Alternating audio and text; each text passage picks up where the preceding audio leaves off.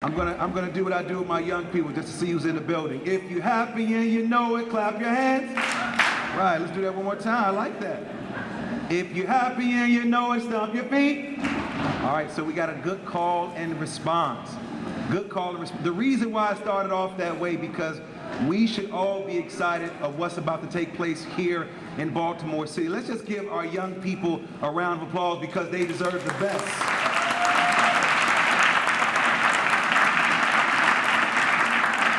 Let's do that one more time. Let's give our young people a round of applause because they deserve the best.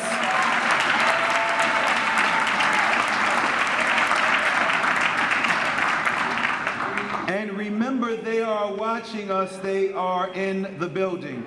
For those that don't know me, the man with the nice tie and vest on, Mr. Brandon, you approve of this? It's okay? Okay, I got to double check.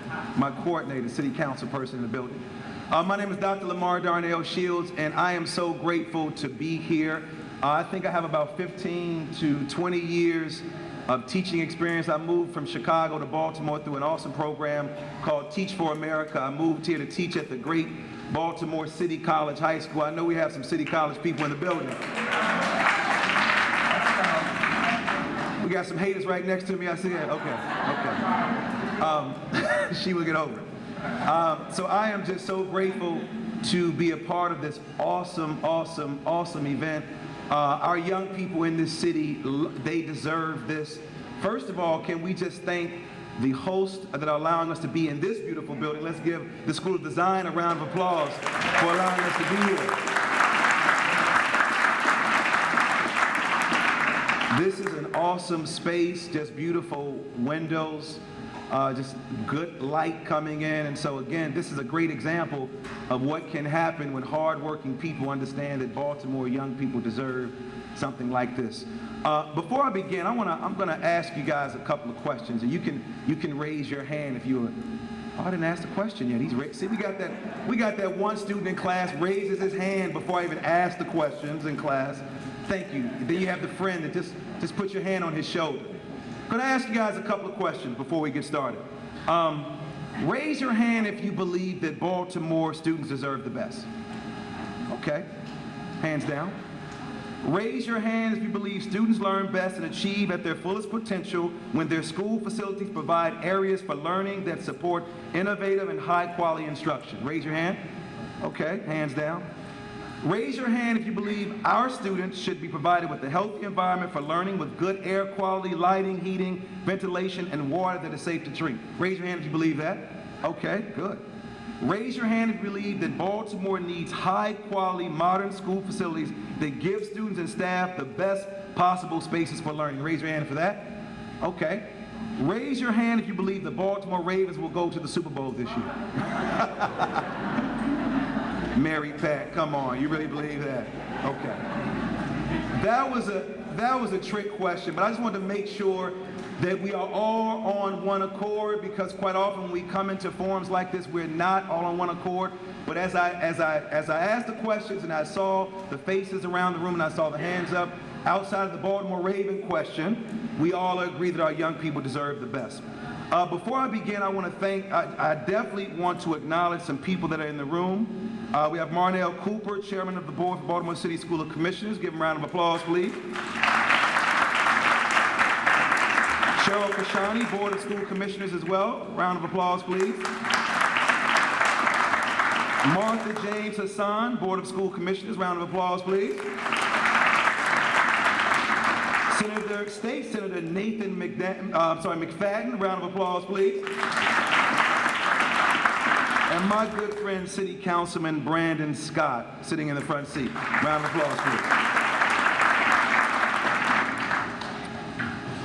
And so we are here to talk about something serious, to celebrate, to answer some of the questions that many of the folks in the community, many of our parents and families have talked about.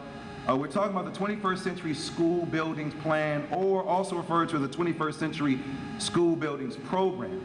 The 21st Century School Buildings Plan will create an inspiring educational environment for all, let's say all, Baltimore City School and public school students. I get the opportunity to travel across the country, speaking at a lot of school districts. And quite often, Dr. Thornton, very few school districts are talking about, they talk about reinvesting in young people inside of the buildings, but they don't talk about investing in the buildings. And what I noticed as I prepared for this conversation with you guys, and as I realized that Baltimore has some of the oldest school structures, the oldest school structures in the state of Bill. We have some, turn to your neighbors and say, we have some old buildings. Okay. Turn to your other neighbor and say, we have some old buildings. Now look at me and say, but we have a solution. I want to make sure that we understand that we have a solution. Yes, we do have old buildings, but today we're going to talk about a solution. And in 2010, groundwork was laid to address Baltimore City's aging and inadequate public school buildings. Community education advocacy groups came together to talk about what they can do along with the stakeholders. And so this is a part of that conversation. These new and renovated school buildings will support excellence in teaching and learning with flexible and adaptable space, learning areas designed for interaction and collaboration. Technology-equipped classrooms enabling students to meet today's needs and tomorrow's high standards, and will provide communities with shared space. Baltimore City will benefit for decades to come from this historic effort to provide the healthy, safe, efficient, and modern school buildings that all our children deserve, and we all agreed on that.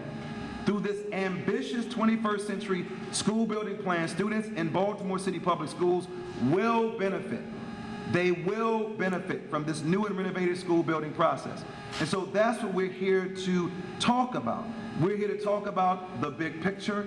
This public forum is a part of the MOU that was a part of the partners that agreed to be a part of this annual event. This will not be the last conversation. So if we don't get to your questions, if we don't hear your concerns, there is an awesome website, Baltimore21stcenturyschools.org. There's going to be some computers set up here. You'll see this being going across the screen. Again, Baltimore21stcenturyschools.org. And so we're going to talk about some of the reflections. Before I introduce our awesome panel, there were some people who are part of Baltimore City Public Schools, the community engagement team. They had the opportunity to go out and they talk with the people in the community, because quite often we say that we don't listen enough to the stakeholders in the community. Now, we received a lot of responses from some of the people that were in the community, but there were several things that were sent to me, but there was one statement that stood out from someone in the community. A lady in Pimlico, this is the area where I actually live. She stated, the school, and I quote, "The school building will look better than our homes. That means that you all are making a big investment in our children. So I thank you."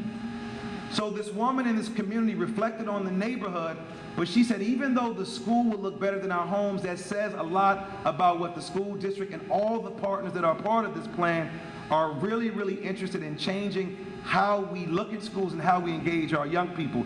And so we're going to have a conversation about that today. Is that okay? So are you in the right place? You sure you're in the right place? I got to make sure, because you know when you get on an airplane and you're about to take off, they always say, we're going to Hawaii or we're going to New York, and sometimes we sit there and we don't realize we're going to the right place. I want to make sure that we're going to the right place.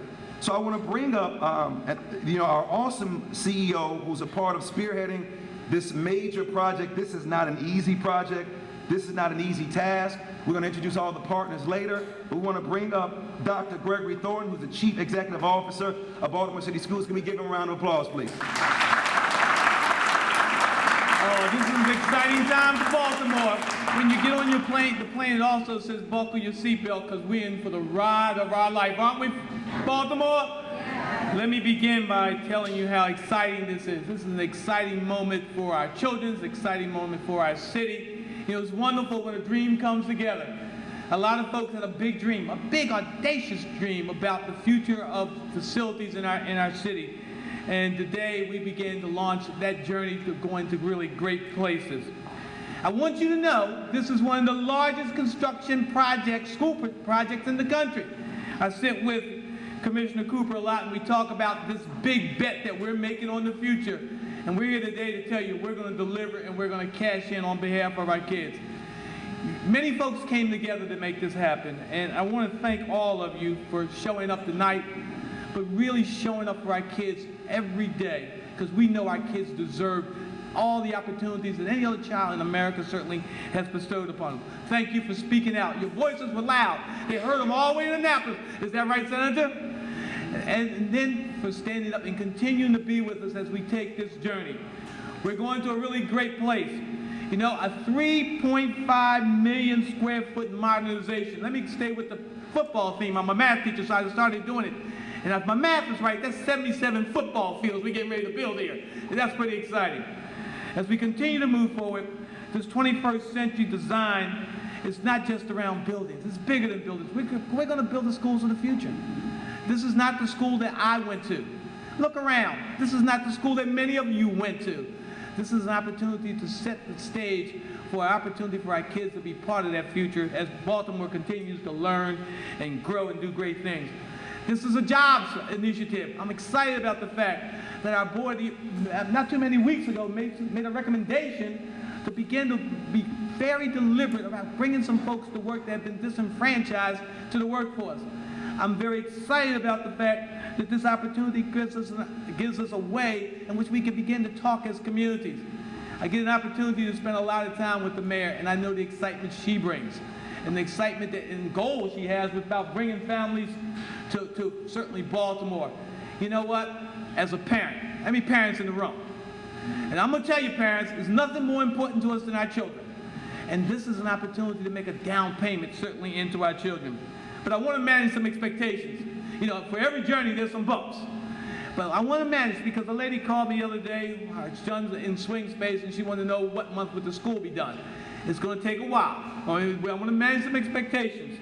That, you know, we're going to have to have some inconvenience. We're going to have to go to some swing space. We're going to have to do a lot of things to get to where we need. But I'm going to tell you, the destination is worth the journey.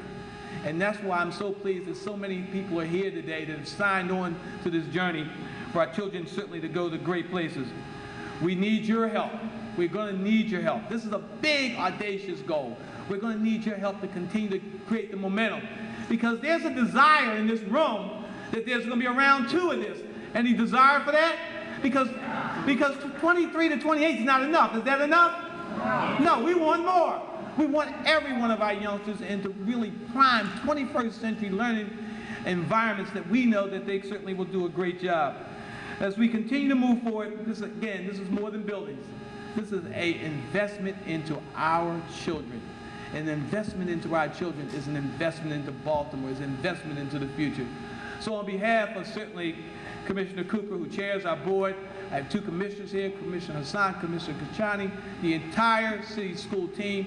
We're all in, guys. We're all in, because I can't think of a bit, I can't think of an initiative in the entire state of Maryland that's more important to this as we change the landscape of our community. And I do, again, extend my gratitude to many of you who worked hard. And I don't want to start calling names. I'm just afraid I'm going to leave somebody out. But again, you guys really, really stood up for our children. And so we're going to stand up for you, and we're going to make the Baltimore and create the Baltimore that I know we're all capable of producing. Thank you, and thank you for your support. Let's go get them.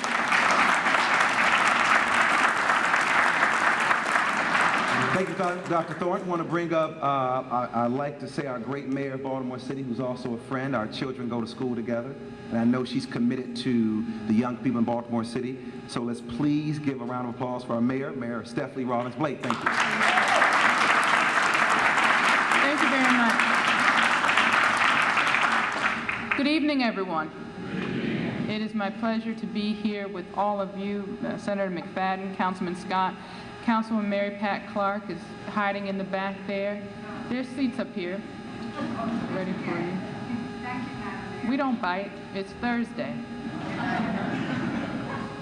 I also want to thank our school board president, Mr. Cooper and the school board members who are here. I want to thank Dr. Thornton, of course, for his hard work, and I also want to thank members of my team who are here, Tom Stoser, Department of Planning, Jason Perkins-Cohen, Mayor's Office of Employment Development. I also want to thank, I thought I saw Jonathan Rondo with the Family League, who is here. There you are. Good to see you. Thank you for your support of our young people. I can't tell you how pleased I am to see so many members of the community here this evening to talk about a very critical issue.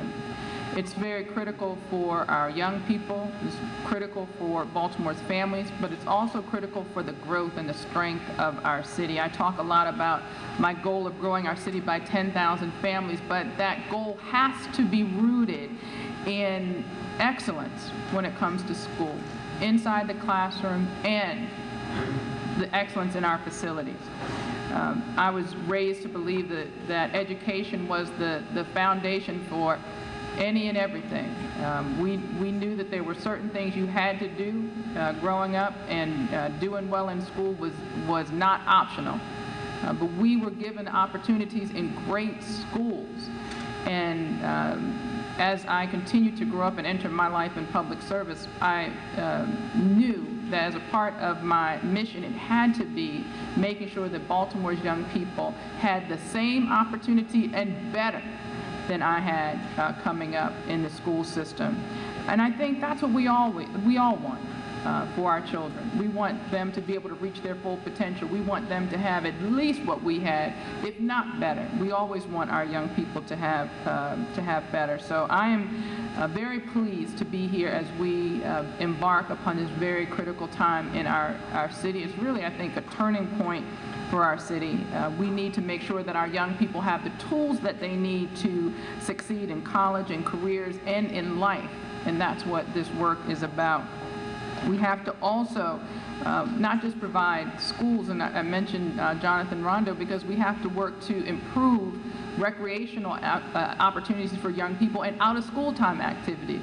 This is more than just about schools. This is about how we can engage the broader community to support our young people in many ways. So whether it's summer jobs, which were amazing this year, and I think I want to thank the community for coming together and making sure that every young person that applied for a summer job through YouthWorks and Hire One Youth had an opportunity to work this summer. And I hope you give yourselves a hand for that, because many people from the community came out. Many of us work together to make that happen, and it's that same collective spirit that we saw after the riots in April. That spirit that says we have to come together to heal our city, to improve our city, to get to where we all believe we can be. It is in that spirit that we are taking this next step. Senator, you know, when I came into office, the community was very clear that the oldest school buildings in the state were not acceptable. I would tour the buildings with members of the delegation, community members. We have leaky roofs, water that you can't drink from the water fountains. I used to joke that the boys' bathrooms, you wouldn't even send your mother-in-law into it, but then somebody told my mother-in-law, so I had to stop using that joke. But the conditions weren't. It was embarrassing. And we thought about what it takes to encourage young people to take their education seriously. And if I was a young person going to one of those schools with the ceiling tiles falling, it's hot when it's supposed to be cold, cold when it's supposed to be hot, I wouldn't take any adult seriously, whether it was the school system or the elected officials, anyone that says that we should value education and this is what we're able to provide. That's why this work is so important, and we have to make sure that we get it right. And making sure that we get it right is the part of this conversation that we're going to have. I was very pleased to work with members of the community, including the ACLU, Beck, and Bill, and I was very pleased to work with our incredible delegation that walked in lockstep to make this happen. My team in Annapolis working very hard. I want to thank the City Council that put some legislation in place that allowed for the financing of this construction project. But like I said, it takes a village, it takes a team, it takes all hands on deck. That's how we got this far, and that's how we're going to make sure that we get it right in the future. We know what many of us have seen, the transformation in a community with just one new school. To see the faces of the kids light up when they come into the design school or to Waverly. You see that bright smile and the pride that the parents have that they're able to send their children to a great school. We need to replicate that all over this city, and what we're doing today was paving the way for that. So I'm very, very grateful for this as what this means to not just the facilities, but to communities, what this will mean for local jobs. I could go on and on just because it's so exciting to think about where we're headed, but I won't, because I know this is about hearing from you. But again, thank you, all of you who worked so hard to make this happen, and I hope you understand that the work is not done. Now that we are here, we have to make sure that we continue to work together to get this right for Baltimore's young people. Thank you very much. Thank you, Madam Mayor. Wow, so I love when you said about getting it right. We have to get this right. And we talk about the partnership with Baltimore City. We talk about the partnership with the school. I want to bring up Tom E. Kelso. He's the chairman of the board for the Maryland Stadium Authority. He's also a partner in this development. Let's give Tom a round of applause, please.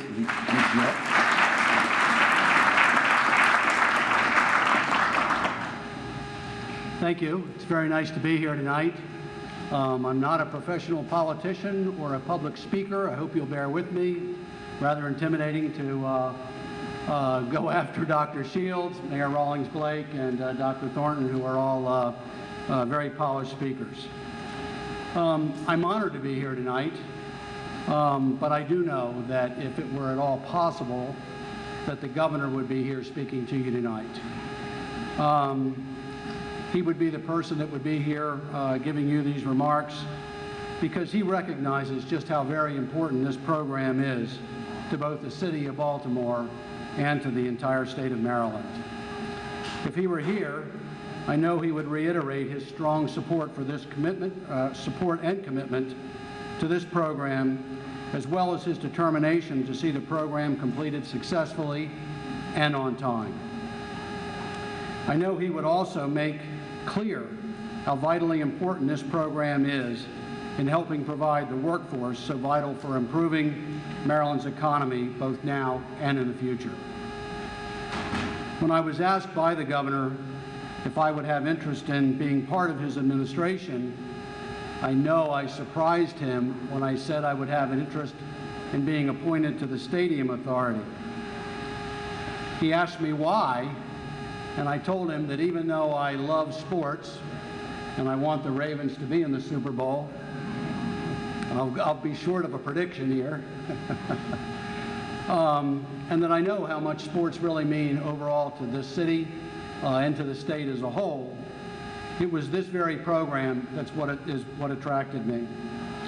I told him that I wanted to be involved in this long-range, transformational education community program and the community building program that this 21st century program represents. In my view, which I hope many of you share, to derive maximum benefit from 21st century instructional programs, you have to have the facilities and the technology that allow those programs to take place. As a resident of Baltimore, I am fully vested in the revitalization of this city. I believe in the transformational power of education to change lives, just as schools elevate neighborhoods and strengthen communities. Like many of you, I attribute much of my success in life to the opportunities I've had through education, as a student, as an administrator, and as a trustee. And I hope that the work we do in this program produces similar benefits for the current and future students here in Baltimore City. When I tell people the Maryland Stadium Authority is deeply involved in the 21st Century Schools Building Program, you can imagine the strange looks that I get. People say, well, don't you do stadiums? Don't you have something to do with the teams? And I explain to them that in more than 25 years of existence, the MSA has completed a number of multi-purpose projects on college campuses throughout the state, including the Xfinity Center in College Park, the University Commons at UMBC, and the Physical Education Complex at Coppin State. In tapping the Maryland Stadium Authority to manage this project, the General Assembly committed the agency that has long been recognized for its excellence in construction management. A construction manager with a proven track record working with local governments and other agencies to deliver major public projects on time and on budget. In addition to our role as construction manager, the MSA will also issue the bonds to finance this program. Part of the unprecedented financial support and contribution to a single jurisdiction by the state of Maryland. Bear with me.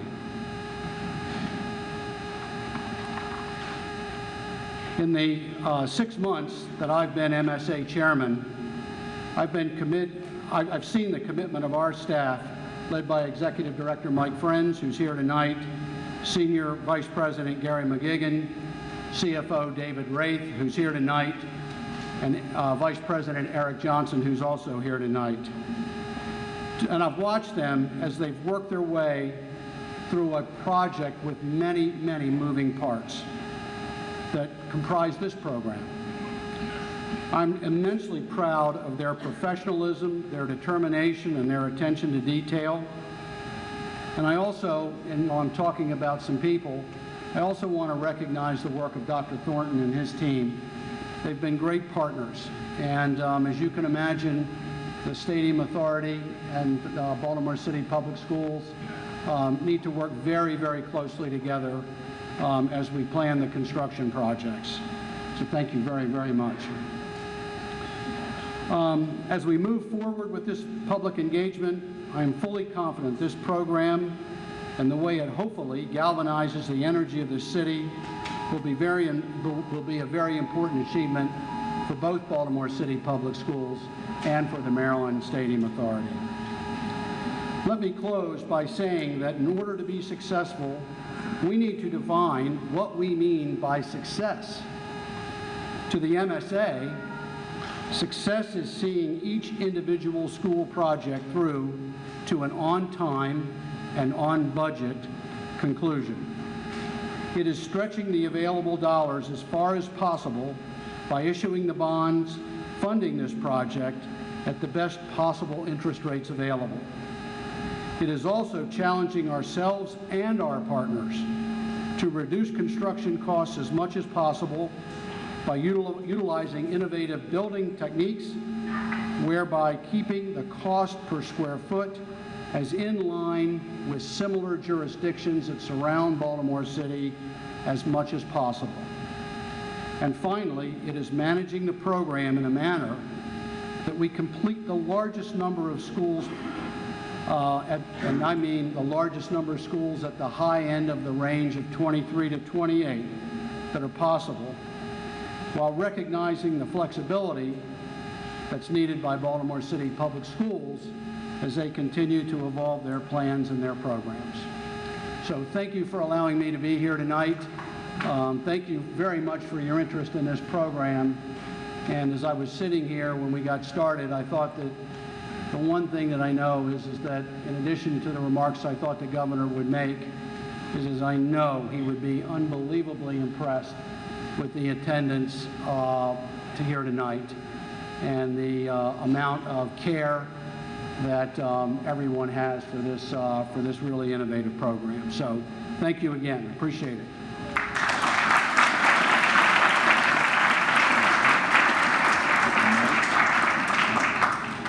Thanks, Tom. Our final speaker, we want to bring up David Lever, Executive Director, Public School Construction Program. Please give him a round of applause as he comes to the microphone.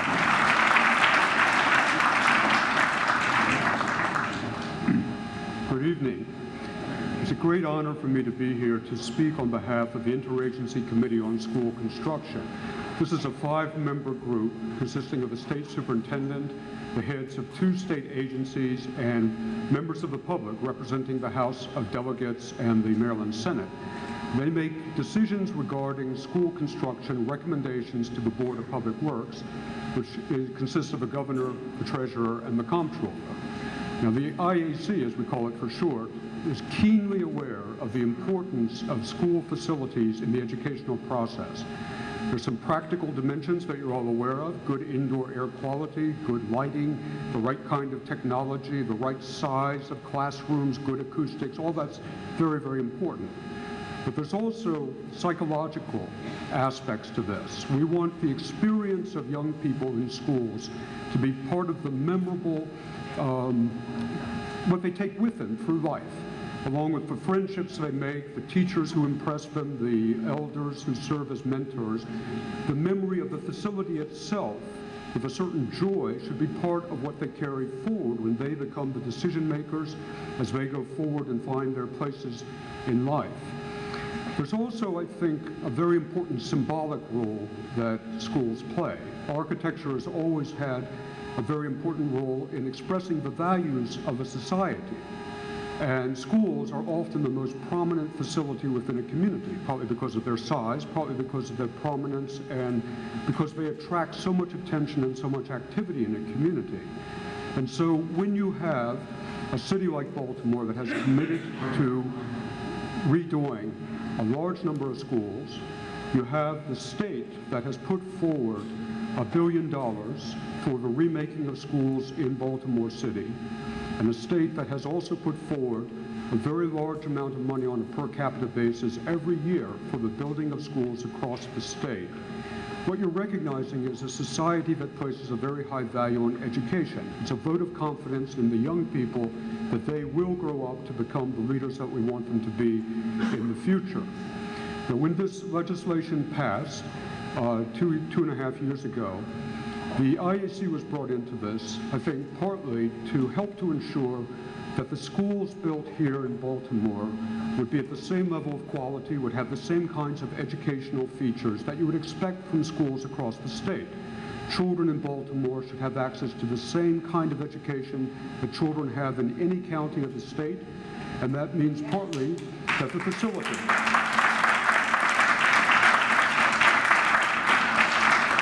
facilities also have to be comparable to those in other parts of the state. And I think that with the outstanding partnership that has emerged with the Stadium Authority, with Baltimore City Public Schools, and the City of Baltimore, we're ensuring that that will happen, and you'll see that when the 23 to 28 schools are built, you will see high standards of excellence in all those schools. But we also believe that this enormous opportunity, it really is once-in-a-lifetime opportunity, the infusion of money, should allow all boats to rise. Not only the 23 to 28 schools that will represent the state of the art when they open, but the other schools as well they should show a demonstrable improvement when this program is over and going into the future. And so the IAC has certain defined rules within the Memorandum of Understanding, certain approvals, certain review of documents, and so forth, all of which we're doing with our partners. But we also see a very critical role in looking at those 100 other schools, as we call them. It's not an exact number. It'll be more or less 100 schools that will still be outside of the program, and making sure that they're well utilized so that the schools are efficiently run, and also that they're very well maintained, that they receive the level of attention that they should receive on a day-to-day basis, but also the level of attention they need when it's time to replace the roof, the boiler, the windows that leak, the floor that's coming up, all those kinds of issues, recognizing very clearly that this is the oldest school system in the state of Maryland, and dealing with facility issues which are very unusual, unique, you might say. And so we are very, very active in that role, meeting with staff of city schools to talk about a range of issues, everything from day-to-day maintenance activities right through to the delivery of the projects that are funded through the capital improvement program. Because in addition to the $20 million a year that the state is putting in to support the bonding that will be released by the Stadium Authority, the state also puts in annually between $30 and $34 million into the capital improvement program. Most of that money goes towards what we call life cycle replacement projects. These are the very humdrum but extremely important projects like the roof, the boiler, and so forth. And our hope is that at the end of this program, we'll not only have the 23 to 28 new schools, but we'll also be seeing significant improvement across the board in all the schools in the jurisdiction. So I have to say that I'm very, very honored to be here today and look forward to continuing this very exciting work. And I know that I do speak for the IEC members standing here, and I think the IEC members speak for the governor, the treasurer, and the comptroller. So in a sense, you could say, as Mr. Kelso said, they're all here with you today, too. Thank you very much. Give our partners, let's give our entire panel a round of applause, please. This is not easy work. And so we are going to stay on task with the agenda because you've heard from a lot of people up here. Now this is the opportunity to hear from you. We have several breakout sessions. Does everyone have their agenda here? So there are a variety of different places that you can go to. We have the Media Center, the general overview of the 21st Century Programs Buildings Plan, Community Insight, which is the auditorium, you staying here, Experience Doing Construction, Fashion Design Studio, to my right, review of the temporary school location planning and construction, Youth Visions, I'm so glad that they're talking to young people because we should be at the table, interactive design activities for students ages 7 and up, then jobs and internships, as the mayor talked about in her brief notes about employing the people in the community. That's the first floor. Hallway review of employment and contract opportunities for job seekers, students, and business owners. And then we're going to return here at 8:20. There's snacks in the back. If there's some still left, please. And so let's begin to start moving to those sessions. And before you move, 1 second. Several of you guys submitted questions online. If I can get Karen to come over here. Karen is right there. You can see Karen if you guys submitted questions, but then we also want you to go to the website to continue the conversation. Please go to one of the class sessions. Thank you.